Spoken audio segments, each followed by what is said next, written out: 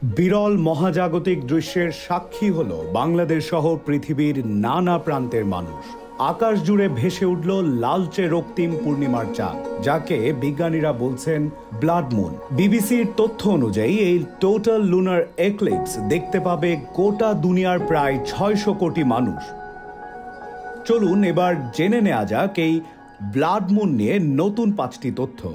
BBC লিখেছে, সেপ্টেম্বরের পূর্ণিমা আসলে কর্ন মুন, কারণ এই সময়ে ঐতিহ্যগতভাবে ভুট্টা ঘরে তোলেন কৃষক, আর যখন এক্লিপস হয় তখন একে বলা হয় ফুল কর্ন ব্লাড মুন।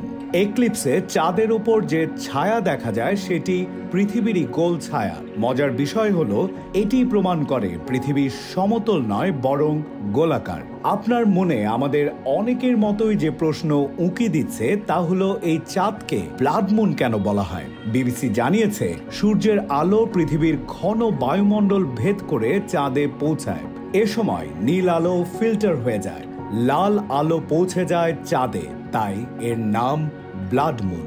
বিজ্ঞানীরা বলছেন চাঁদ ধীরে ধীরে পৃথিবী থেকে দূরে সরে যাচ্ছে। খাতা কলমের হিসাবে প্রতি বছর প্রায় ৩.৮ সেন্টিমিটার। ফলে ভবিষ্যতের মানুষের কাছে লুনার এক্লিপসও হয়ে যাবে একেবারে বিরল ঘটনা।